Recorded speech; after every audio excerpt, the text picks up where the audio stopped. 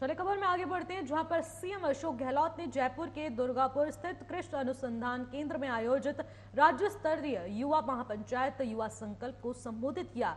इस मौके पर सीएम गहलोत ने कहा कि अशोक गहलोत ने कहा कि युवाओं के भारत समाज के भीतर परिवर्तन लाने की शक्ति होनी चाहिए। उनकी ऊर्जा और नए आविष्कार की क्षमता हमारे समाज को नई दिशा दे सकती है।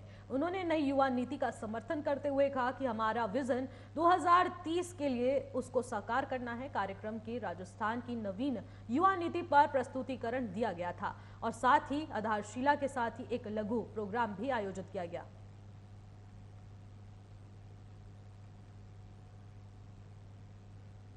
रिक्वेस्ट करेंगे आप अपना सुझाव भेजें। अभियान चलेगा कॉलेज में, स्कूलों के अंदर ऐसे कंपटीशन है बच्चों के लिए,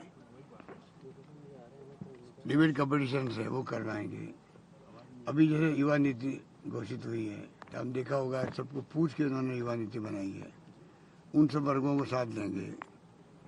और प्री बजट में हम लोग जो बुलाते हैं इंडस्ट्री वालों को, ट्रेड वालों को, धर्म गुरुओं को बुलाते हैं, मजदूर संगठनों को बुलाते हैं, जिन जिन को बुलाते हैं उन सबको भी इन्वॉल्व करेंगे। हम चाहेंगे सब मिलकर के ऐसी विजन डॉक्यूमेंट बन जाए हमेशा के लिए, जिससे उस वक्त तक जो है 30 जब आएगा तब कम से कम हम राजस्थान वाले गर्व से कह सकते हैं हम भी देश के अग्रणी राज्यों में सम्मिलित हैं। बस ये मेरा सोच है।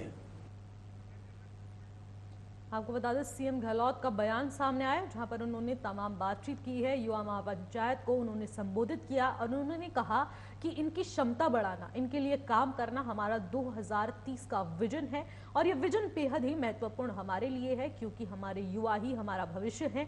सीएम गहलोत के बयान के बाद सियासी सरगर्मियां तेज हो चुकी हैं, क्योंकि उन्होंने युवाओं को लेकर एक बिगुल तो फूंक ही दिया है। युवाओं में समाज को बदलने की क्षमता होती, ऐसा सीएम गहलोत ने कहा है। इसी के साथ उन्होंने कहा कि इस क्षमता को और बढ़ावा देना चाहिए और उनको ऐसी व्यवस्थाएं हम सुचारू रूप से देते रहेंगे जिस तरीके से हमारा 2030 का विजन साफ हो जाएगा कि इनकी क्षमता हम लोगों को बढ़ानी है, इनका साहस हमें बढ़ाना है और इनके लिए हमारा काम करना बहुत महत्वपूर्ण है। आपको बता दें, तस्वीरों के माध्यम से आप देख सकते हैं गहलोत लगातार बयान दे रहे हैं और इसी के साथ उन्होंने कहा कि युवाओं में समाज को बदलने की क्षमता होती है और प्रस्तुतिकरण दिया गया था और इस पर आधारित एक लघु फिल्म भी दिखाई गई है, जिसके बाद उन्होंने कहा कि इस फिल्म के जरिए आप 2030 का विजन अपने जिसे कहेंगे अंदेशे से लगा सकते हैं कि 2030 में अब ऐसा ही हमारा विजन है कि अब हमारे को समाज की सुधार के लिए अब युवाओं की क्षमता को बढ़ावा देना है। चले खबर में आगे बढ़ते हैं, जहां पर राजस्थान समाज कल्याण बोर्ड की अध्यक्ष अर्चना शर्मा ने बीजेपी विधायक कालीचरण सराफ पर जमकर निशाना साधा। अर्चना शर्मा ने आरोप लगाया है कि उनके विकास कार्यों का विधायक खुद श्रेय ले रहा है और लोकार्पण कर रहा है। कांग्रेस नेता ने कहा कि कांग्रेस सरकार ने बिना भेदभाव के मालवीय नगर का विकास किया। उन्होंने विधायक पर सवाल खड़े करते हुए कहा कि निर्माण कार्य पूरा होने पर विधायक उसका उद्घाटन करने पहुंच जाते हैं।